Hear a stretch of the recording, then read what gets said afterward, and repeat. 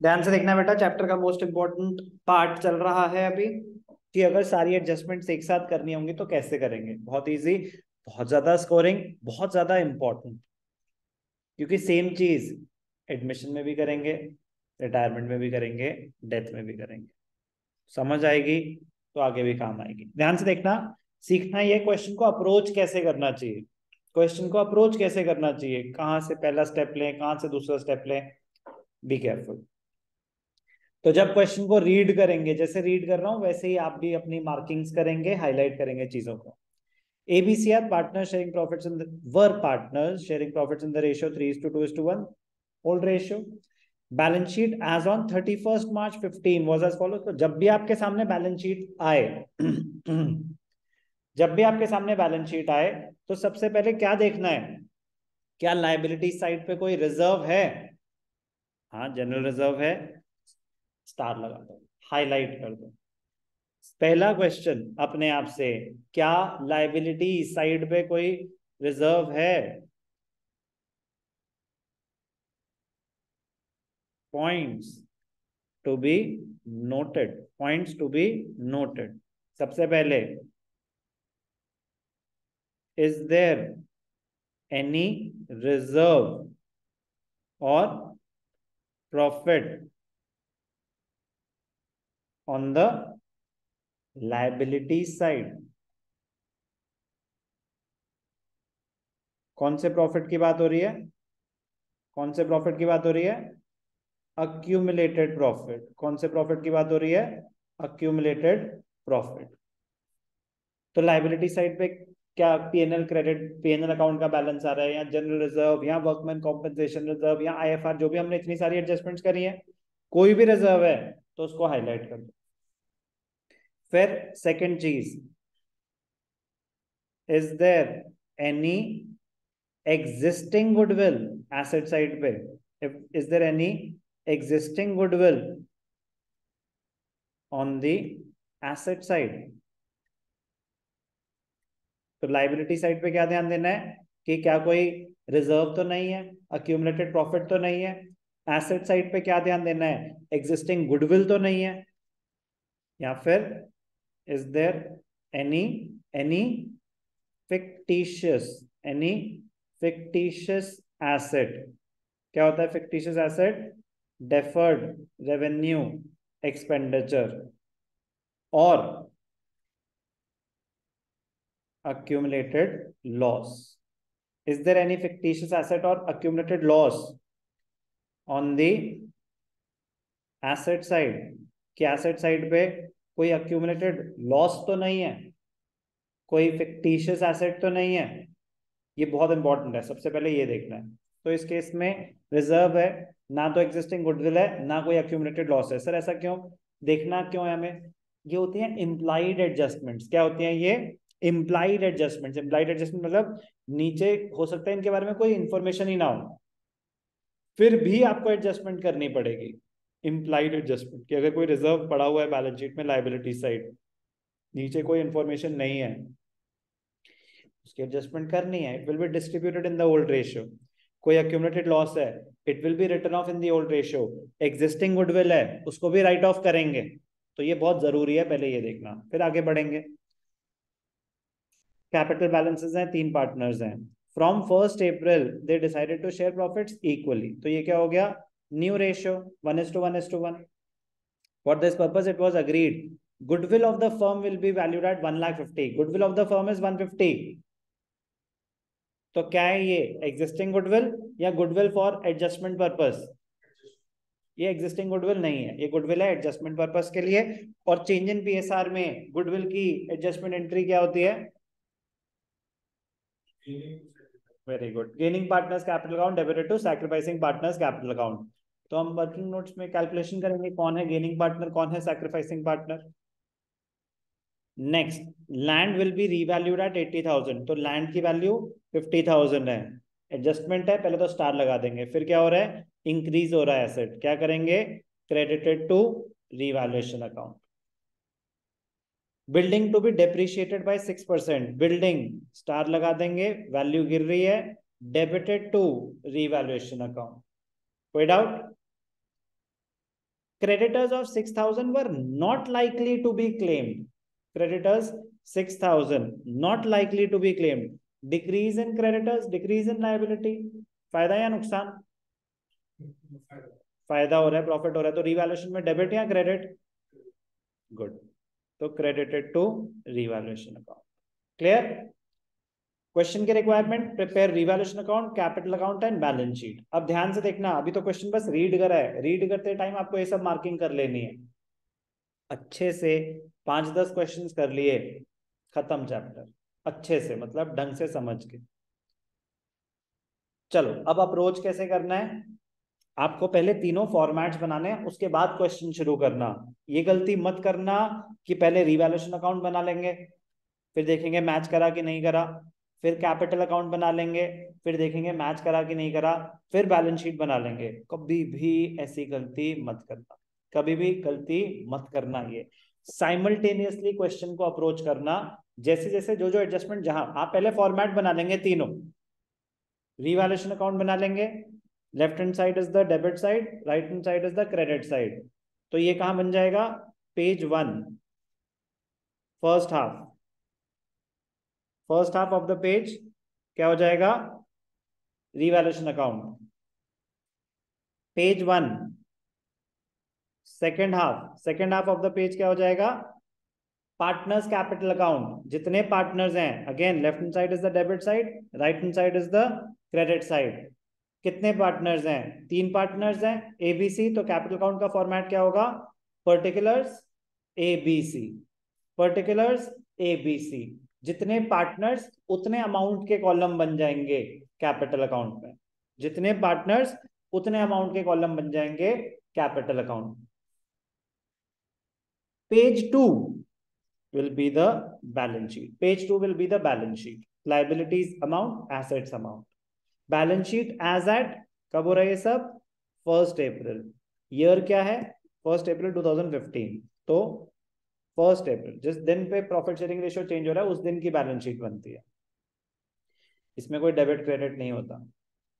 Page 1 पे सिर्फ revaluation account और कैपिटल अकाउंट बनाना. चाहे आपके तीनों बन रहे हैं, मेरी रिक्वेस्ट है एक पेज पे 2 ही चीजें बनाना. दूसरे पेज के फर्स्ट हाफ पे बैलेंस शीट बनाना, सेकंड हाफ से वर्किंग नोट्स शुरू करना. बन गए तीनों फॉर्मेट. अब वर्किंग नोट्स पे आते हैं. ये सारी इंफॉर्मेशन आपकी नॉलेज के लिए थी, ये आपको लिखनी नहीं होती. क्वेश्चन शुरू होगा अब. तो 1.5 pages gone.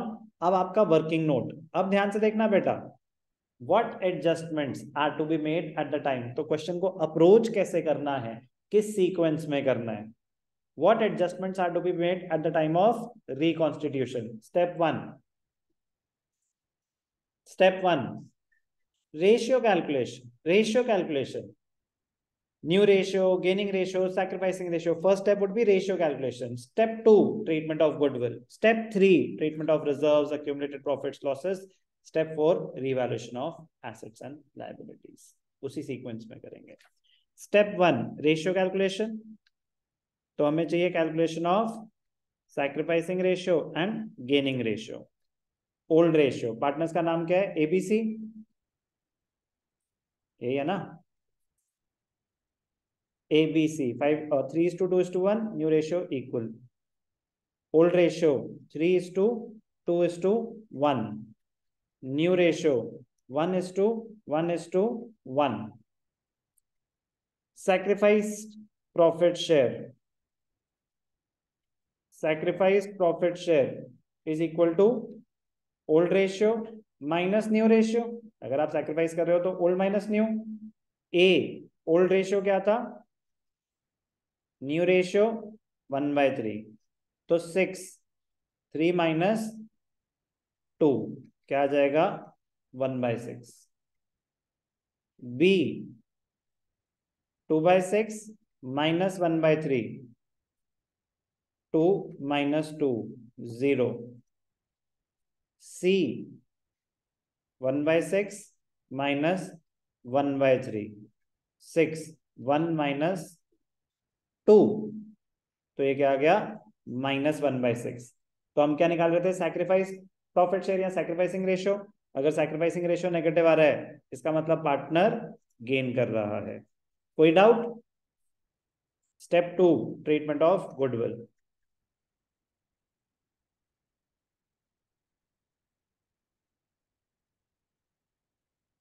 Working notes mandatory नहीं होते, एडवाइजेबल होते हैं। बनाओगे फायदे में रहोगे, बनाना बनाना, ठीक है ना प्लीज, वरना आप टीचर चाहे तो मार्क्स काट सकते हैं, चाहे तो मार्क्स काट सकते हैं। रेशियो कैलकुलेशन का वर्क नोट मैंडेटरी होता है। ये जो गुडविल कर रहा हूँ मैंडेटरी मैंडेटरी नहीं है, बट एडवाइजेबल है, बनाना छोटा सा वर्क नोट है। नहीं, रफ में बनाना मतलब ना बनाने में काउंट होगा, ढूंढ छोड़ ना पाएंगे वो आपका। तो goodwill of the firm was valued at 60, 150। Goodwill of the firm is valued at 150, ध्यान से देखेंगे 150। ए सैक्रिफाइस कर रहा है और सी गेन कर रहा है, तो सी देगा ए को, गेनिंग पे सैक्रिफाइसिंग।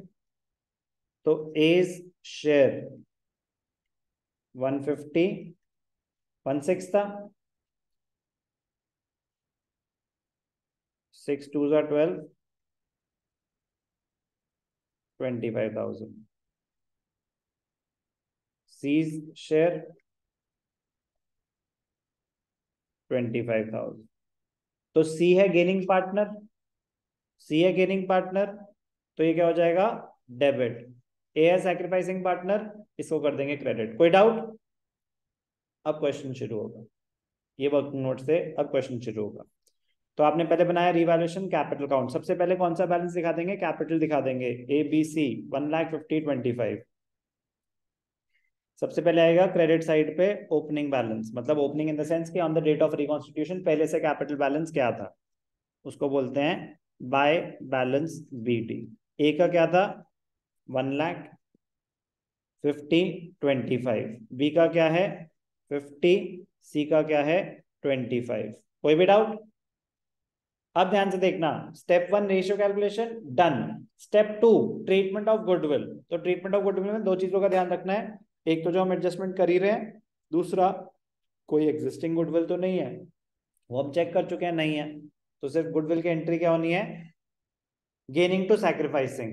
गेनिंग पार्टनर कौन है, सी, तो सी ने ए को देने हैं। एंट्री क्या पास हुई, एंट्री क्या पास हुई, C's capital account debited to A's capital account, C's capital account debited to A's capital account, कितना 25,000, 25,000। कोई भी doubt? C's capital to A's capital, C capital debited to A's capital, credit कौन हो रहा है, ए, तो क्रेडिट साइड पे क्या आएगा, बाय सीज कैपिटल, ए को क्रेडिट कर दो, कितने 25 ही आया था ना, तो एंट्री क्या हुई, सी डेबिटेड, सी के डेबिट साइड पे लिख दो टू एज कैपिटल, सी को डेबिट कर दो, ए को क्रेडिट कर दो। समझ आया, समझ आया? Treatment of goodwill done. Step 3 treatment of reserves.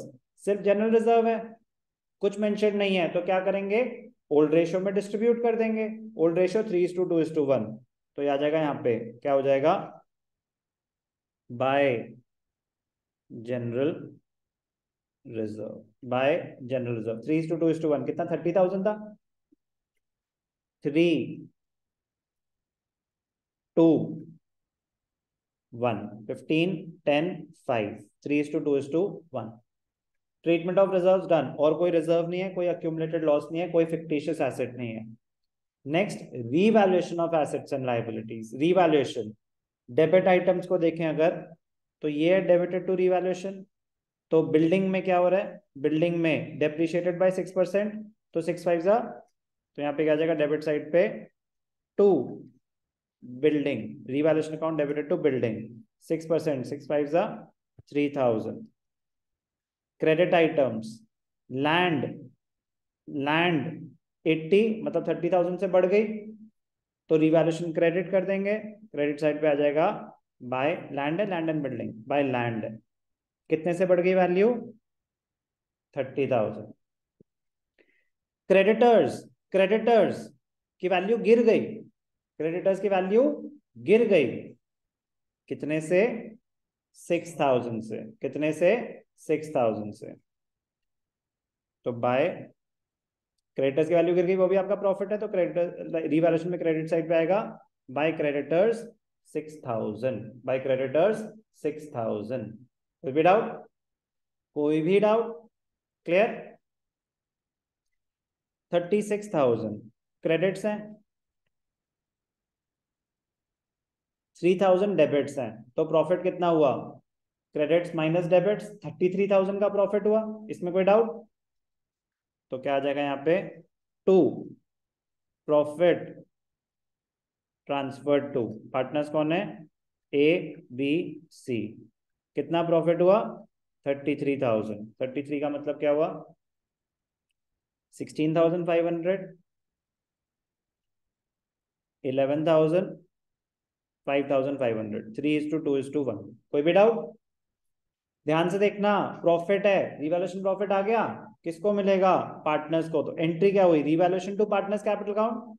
तो पार्टनर्स कैपिटल अकाउंट में कहां पे आ जाएगा? क्रेडिट साइड पे, बाय रिवैल्यूएशन अकाउंट। ब्रैकेट्स में क्या लिखेंगे? प्रॉफिट्स। कितना? 16, 11, 55। कोई भी doubt? All adjustments done, close कर देंगे। यहाँ पे क्या आ जाएगा? To balance carried down, to balance carried down.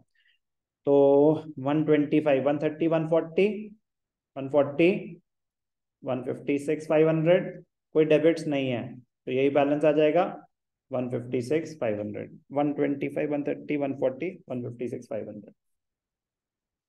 यही टोटल भी आ जाएगा। बी 50, 60, 71, 71, 25, 30, 35,500, 35,500, 25, 25 कट गया, 10,500, 35,500, 71,000। कोई भी डाउट? कोई भी डाउट? क्लियर? क्लियर? अब ध्यान से देखना, बैलेंस शीट। बैलेंस शीट कैसे करेंगे? जैसे जैसे आइटम्स दे रखे हैं ना, इसी ऑर्डर में हम लिखेंगे। तो पहला क्रेडिटर्स 50 था, एडजस्टमेंट क्या हुई? 6,000 से कम हो गए, तो बैलेंस शीट में क्या आ जाएगा? क्रेडिटर्स। क्या वैल्यू रह गई? 44,000। कोई डाउट? नेक्स्ट, बिल्स पेबल कोई इंफॉर्मेशन नहीं है, तो कुछ भी नहीं करेंगे, as it is carry forward हो जाएगा, नो चेंज। रिजर्व का होता है कि वो डिस्ट्रीब्यूट हो जाता है, क्रेडिटर्स और लाइबिलिटीज ऐसे ही कैरी फॉरवर्ड हो जाएंगे। एसेट्स और लाइबिलिटीज जिनके बारे में कोई इंफॉर्मेशन नहीं है, वो एग्जिस्ट करते हैं, कैरी फॉरवर्ड हो जाएंगे। जनरल रिजर्व डिस्ट्रीब्यूट हो चुका है। Capital balances, general reserve distribute हो चुका है, तो नई बैलेंस शीट में नहीं आएगा। कैपिटल अकाउंट्स कौन है? पार्टनर्स ए बी सी। ए का क्या था? 156, 500। बी का क्या था? 71,000। सी का क्या था? 10,500, 10,500। तो 156, 500 plus 71 plus 10,000, 2,38,000। Asset side, land 50, building, land, land की वैल्यू उन्होंने अप्रिशिएट कर दी। कितनी है लैंड की वैल्यू? 80,000। तो रिवाइज वैल्यूज आएंगी नई बैलेंस शीट में। लैंड 80,000, बिल्डिंग डेप्रिशिएट हुई है कितने से? 3,000 से, तो 50 minus 3, 47,000। Plant no change, plant no change as it is, नई बैलेंस शीट में आ जाएगा कितना? 1 लाख। स्टॉक नो चेंज, कितने का आ जाएगा? 40,000। Debtors no change 30। Bank no change, debtors कितने के? 30, बैंक बैलेंस कितना? 5। कोई भी डाउट? टोटल कर देते हैं, 238, 258, 262, 3,02,000। 80, 127, 227, 267, 297, 3 लाख। एसेट्स और लाइबिलिटीज अगर मैच कर जाए तो होपफुली आपने सही करा होगा। कॉम्पेंसेटिंग एरर भी हो सकता है, बट अगर एसेट्स और लाइबिलिटीज मैच कर जाएं तो होपफुली आपने सही करा होगा। बट ये लास्ट स्टेप पे जाके ही पता चलेगा। गलती करोगे अगर पहले रिवैल्यूएशन अकाउंट आपने बनाया, फिर आपने वेरीफाई करने की कोशिश करी कि रिवैल्यूएशन मैच कर रहा है कि नहीं कर रहा, फिर आपने कैपिटल बैलेंसेस निकाले, फिर आपने कंपेयर करने की कोशिश करी कि कैपिटल्स मैच कर रही है कि नहीं कर रही, फिर आपने बैलेंस शीट, तो लास्ट में बैलेंस शीट होता है। एग्जाम में आंसर थोड़ी ना दे रखे होंगे, एग्जाम में आंसर नहीं दे रखे होंगे सर, एग्जाम तो बाद में है ना, पहले प्रैक्टिस करते टाइम गलती करोगे, प्रैक्टिस फिर उस चीज की कर रहे हो जो चीज होनी नहीं है, मतलब आपको एग्जाम में आंसर नहीं दिए होंगे, तो पहले आप एक फ्लो में अटेम्प्ट करें ना, पूरा क्वेश्चन आपके हिसाब से क्या है, फिर अगर बाई चांस मैच ना करें तो फिर कंपेयर करें कितना वेरिएशन आ रहा है, फिर डिस्कस करें। क्लोज जरूर करना। कुछ लोग क्या कहते हैं कि सर मैं ना सारा अटेम्प्ट करके आ गया हूँ, मैंने टोटल्स नहीं निकाले, मुझे डर लगता है मैच करेगा कि नहीं करेगा, तो फिर तो हो सकता है कि वो आपको 50% मार्क्स दें, 50% ना दें, वो उनके ऊपर है कि वो कितने मार्क्स। तो क्लोज अगर नहीं कर रहे तो बेटा आपको यही नहीं पता चलेगा कभी कि आप सही कर रहे हो कि गलत कर रहे हो। गलती मत करना, क्लोजिंग करना। तो प्रैक्टिस करते टाइम स्पीड सेकेंडरी, फर्स्ट आपका जो प्राइमरी होना चाहिए वो अंडरस्टैंडिंग होना चाहिए, बट लेकिन जैसे ही अंडरस्टैंडिंग परफेक्ट हो जाए इमीडिएटली स्पीड पे आ जाना, क्योंकि वो बहुत बड़ा रोल प्ले करेगी। कोई चीज अगर 1 घंटे में होनी चाहिए और 2 घंटे में हो रही है तो उसके होने का फायदा नहीं होगा। तो कोई क्वेश्चन अगर 20 मिनट में होना चाहिए और आप 30 मिनट लगा रहे हैं तो कहीं ना कुछ छूटेगा, कहीं ना कहीं कुछ ना कुछ छूटेगा। बट इनिशियली तो आपको 40 लग रहे हैं तो कोई फर्क नहीं पड़ना चाहिए, फर्स्ट फोकस अंडरस्टैंडिंग पे। बट मैं कह रहा हूँ जैसी अंडरस्टैंडिंग क्लियर हो जाए इमीडिएटली अपने आप को टाइम करना शुरू कर देना कि आपको कितना टाइम लग रहा है इन क्वेश्चंस में। बहुत बड़ी एडवांटेज पे रहोगे अगर पार्टनरशिप स्ट्रांग होगा, मतलब आपका 50% कोर्स स्ट्रांग रहेगा, एडवांटेज पे रहोगे, बाकी चीजें टैकल करनी इजी हो जाती हैं। ओके, इसलिए बोल रहा हूँ क्योंकि ये स्कोरिंग है, ये स्कोरिंग है, ज्यादा वेरिएशंस नहीं है उनके पास, प्रोवाइडेड अगर आप ढंग से समझ के करेंगे तो। चलो बेटा अब आपकी बारी।